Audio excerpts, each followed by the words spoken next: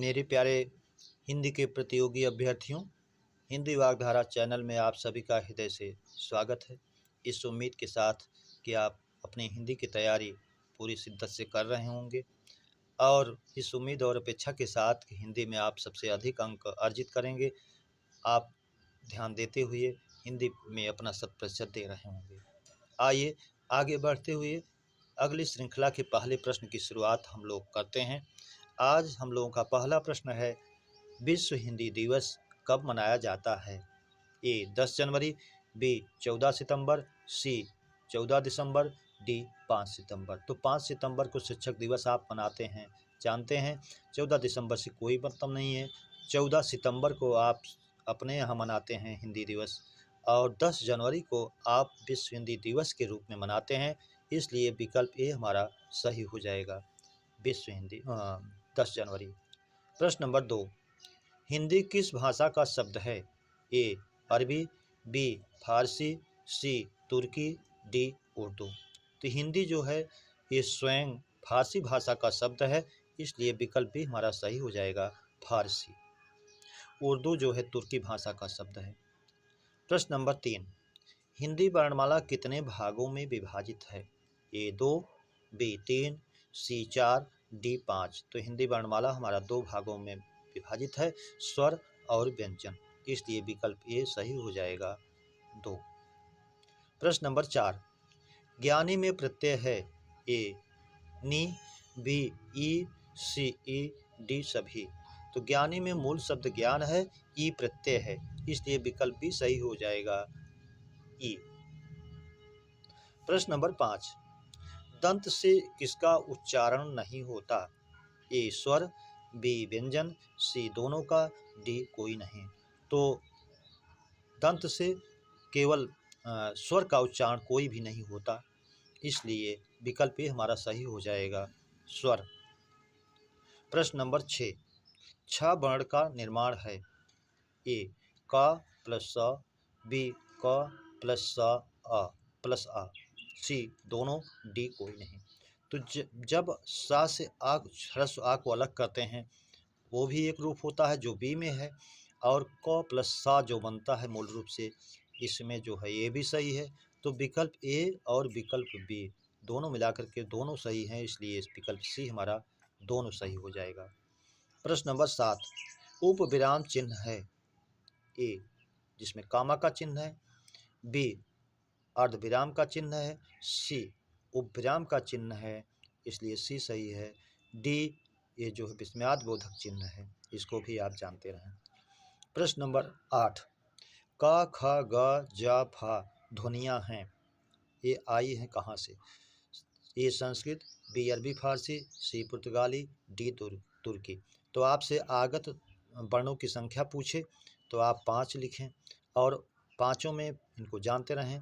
क ख ग ज फ अरबी फारसी से आई हैं, इसलिए विकल्प भी हमारा सही हो जाएगा, अरबी फारसी। प्रश्न नंबर 9, स्पर्शी व्यंजन हैं? ए 20, बी 25, सी 30, डी 33। तो आप जानते हैं वर्गीय व्यंजन हमारे 5 होते हैं, और एक वर्गीय व्यंजन में 5 उसके होते हैं वर्ग और वर्ण, तो पाँचों में मिलाकर के 5 × 5 = 25, इसलिए विकल्प भी हमारा सही हो जाएगा, 25। कवर्ग, चवर्ग, टवर्ग, तवर्ग, पवर्ग, पाँचों के 5 वर्ण, 5 × 5 = 25। प्रश्न नंबर 10, वर्ष वर्ण हैं? ए ज ल र स न, क ख ग, सी दोनों, डी कोई नहीं। तो आप जानते हैं इसे सूत्र रूप में आप सरलजन कर लेते हैं, जल रसन कर लेते हैं, पांचों वर्ण आपके आ जाते हैं, इसलिए विकल्प ए हमारा सही हो जाता है। इसको आप एक शब्द के रूप में भी अपने याददाश्त के लिए रख सकते हैं, जल रसन, या रूप अपने हिसाब से बदल कर सरलजन भी कर सकते हैं, जैसे भी हो 5 वर्ण को याद रखें। प्रश्न नंबर 11, किसी भी वर्ग का प्रथम और द्वितीय व्यंजन है? घोष, सघोष, अघोष, अल्पप्राण। अल्पप्राण आप जानते हैं किसी भी वर्ग का पहला, तीसरा और पांचवा। अघोष को जानते हैं किसी भी वर्ग का प्रथम और द्वितीय, इसलिए विकल्प सी सही हो जाएगा। सघोष में किसी भी वर्ग का तीसरा, चौथा और पांचवा, यही घोष या सघोष एक दूसरे के पर्याय हैं। प्रश्न नंबर 12, अंतःस्थ व्यंजन हैं? यावा, इसको आप अर्धस्वर के रूप में जानते हैं। बी यावाराला, अंतस्थ 4 हैं हमारे, अंतःस्थ, इसलिए सही है। सा खा सा ये 3 ऊष्म है, हा भी होता है चौथा। ला पार्श्विक व्यंजन होता है, इसको भी आप जानते रहें। प्रश्न नंबर 13, ऊष्म व्यंजन हैं सा सा साह, पहला ही विकल्प आपका सही है। या वा राला अंतस्थ है, या वा अर्ध स्वर है, छत्रज्ञा ये और श्रा भी होता है, 4 हमारे संयुक्त व्यंजन होते हैं। प्रश्न नंबर 14, सुसज्जित में उपसर्ग है। ए सु, बी सुस, सी ओ, डी सभी। तो सुसज्जित मूल शब्द है सज्जा, इत प्रत्यय है सज्जित, सु उपसर्ग लग गया सुसज्जित, इसलिए विकल्प ए हमारा सही हो जाएगा सु। प्रश्न नंबर 15, गमन में कौन सा उपसर्ग जोड़ें कि विलोम हो जाए। ए आ, बी अ, सी अन, डी अन। तो गमन माने जाना और आगमन आ जोड़ दें तो ये उसका विलोम बन जाता है, इसलिए विकल्प ए बन जाएगा। प्रश्न नंबर 16, राज्यपाल में कौन सी संज्ञा है। ए व्यक्तिवाचक, बी जातिवाचक, सी भाववाचक, डी समूहवाचक। राज्यपाल किसी विशेष राज्यपाल का नाम नहीं लिया रहा है, इसके राज्यपाल की एक जाति है, विकल्प भी सही हो जाएगा जातिवाचक। प्रश्न नंबर 17, मिठास में संज्ञा है। ए व्यक्तिवाचक, बी जातिवाचक, सी समूहवाचक, डी भाववाचक। तो मिठास में मीठा विशेषण से आस प्रत्यय जोड़ करके मिठास बना है, जिसमें भाव आ गया, मीठा होने का भाव गुण आ गया, इसलिए भाववाचक संज्ञा में जाएगा, विकल्प डी हमारा सही हो जाएगा भाववाचक। कवि का स्त्रीलिंग है। ए कवियत्री, बी कवयित्री, सी कवि, डी कोई नहीं। तो कवि का स्त्रीलिंग कवयित्री होता है, वर्तनी शुद्धि में भी आपसे पूछता है, इसलिए आप इसको जानते रहें। प्रश्न नंबर 19,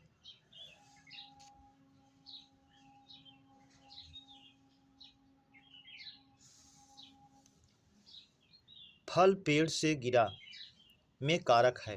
कर्ता कारक, कर्म कारक, करण कारक, आपादान कारक। यहाँ फल जो है पेड़ से अलग हो रहा है, गिर रहा है, अलगाव की स्थिति हो रही है, इसलिए अपादान कारक होगा, विकल्प डी हमारा सही हो जाएगा। प्रश्न नंबर 20, पुल्लिंग शब्द है। ए नदी, बी रचना, सी सरसों, डी दही। तो आप वाक्य बना करके लिंग की पहचान कर लेते हैं जेंडर की।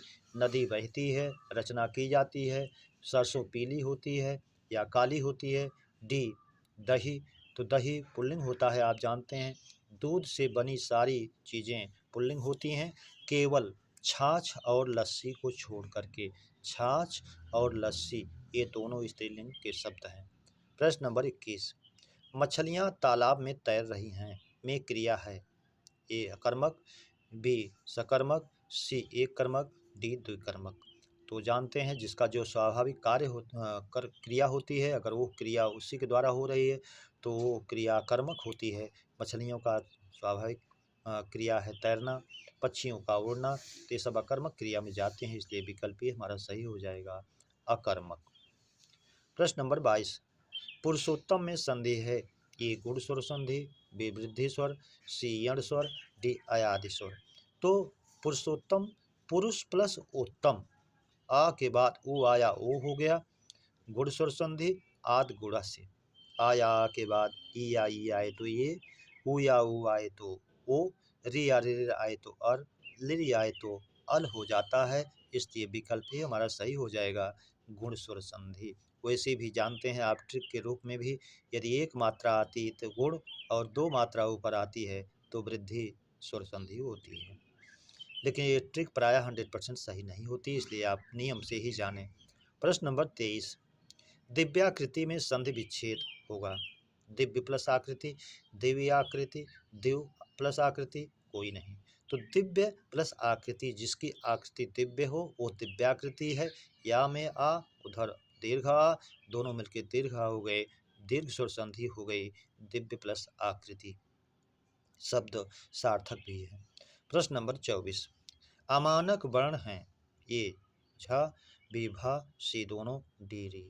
तो ये झ का रूप पहले लिखा जाता था, आज अमानक हो गया। भा को भी ऐसे लिखा जाता था, इसलिए दोनों अमानक आज हैं, इसलिए जो है दोनों माने जाएंगे।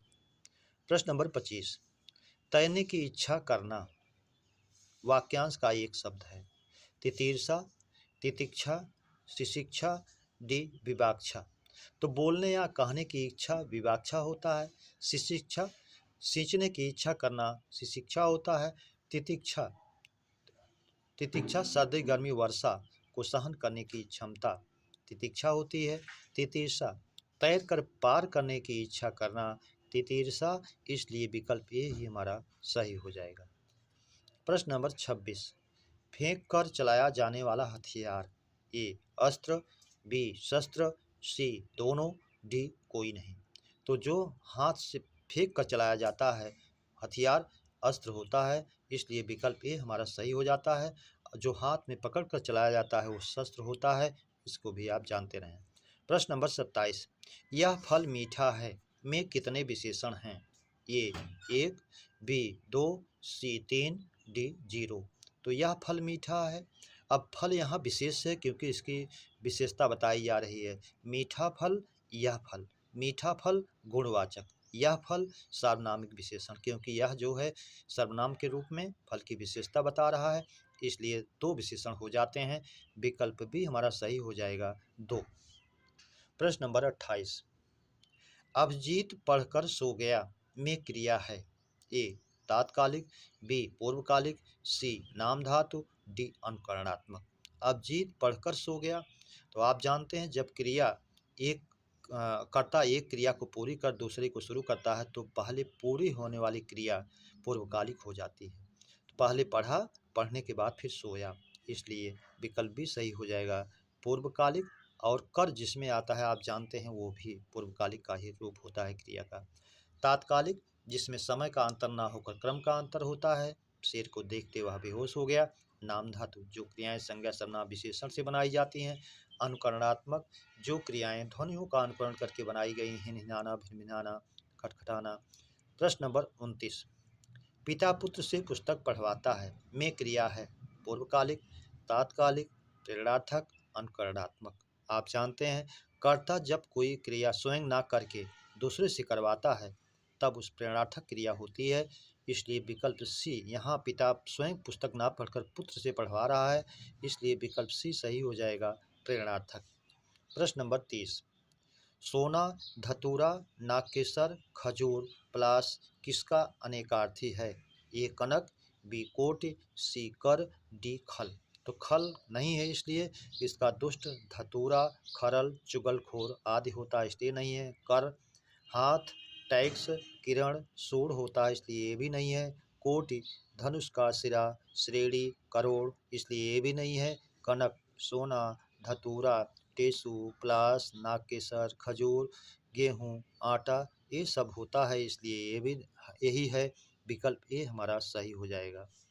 प्रश्न नंबर 31, पारावार पर्याय है अर्णव का, रत्नाकर का, अम्भति का, सभी का। तो पारावार माने समुद्र होता है आप जानते हैं, और जिसका पर्यायवाची अर्णव भी होता है, रत्नाकर भी होता है। अम्भति, अम्भ जालते रहिए, अम्भ का अर्थ होता है जल, पानी, धी माने धारण करने वाला, ये भी होता है, इसलिए विकल्प डी सही हो जाएगा सभी का।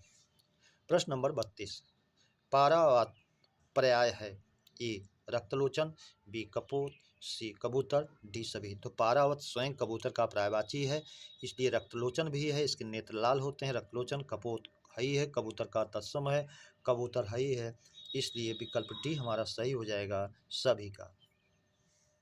प्रश्न नंबर 33, चोर का पर्याय है ए दस्यु, बी खनक, सी साहसिक, डी सभी का। चोर का पर्यायवाची दस्यु भी होता है, खनक भी होता है, साहसिक साहस करने वाला अर्थात चोर साहसी होता है, रात में चोरी का कार्य करता है, इसलिए अधम श्रेणी का ही साहस सही, साहसिक इसको कहा गया, ये भी है। डी सभी का, इसलिए विकल्प डी हमारा सही हो जाएगा सभी का। प्रश्न नंबर 34, काव्य की आत्मा कहा गया है ए छंद को, बी रस को, सी दोनों को, डी कोई नहीं। तो काव्य की आत्मा रस को कहा गया है, इसलिए विकल्प बी हमारा सही हो जाएगा रस। प्रश्न नंबर 35 अर्ध सम्मात्रिक छंद है। ए रोला, बी सोरठा, सी गीतिका, डी चौपाई। सममात्रिक में चौपाई, रोला, गीतिका, हर गीतिका होता है। यहाँ अर्ध सममात्रिक पूछ रहा है तो रोला, गीतिका और चौपाई सममात्रिक है और सोरठा, दोहा, सोरठा, बरबई, उल्लाला अर्ध सममात्रिक है, इसलिए विकल्प भी हमारा सही हो जाएगा। प्रश्न नंबर 36 कृतयुग पर्याय है। ए कलयुग का, बी द्वापर का, सी त्रेता का, सतयुग का, डी त्रेता का। कृतयुग जो युग बीत गया है अर्थात तो सतयुग, इसलिए विकल्प सी हमारा सही हो जाएगा, सतयुग। मेरे प्यारे बच्चों, इस श्रृंखला के प्रश्नों की चर्चा परिचर्चा हम लोगों ने विधिवत किया। उम्मीद करता हूँ इस श्रृंखला के प्रश्न आपको बेहतर लगे हों, तो अपने मित्रों को सब्सक्राइब, लाइक और शेयर करें। इसी उम्मीद और अपेक्षा के साथ आप सभी को हृदय से धन्यवाद। जय हिंद।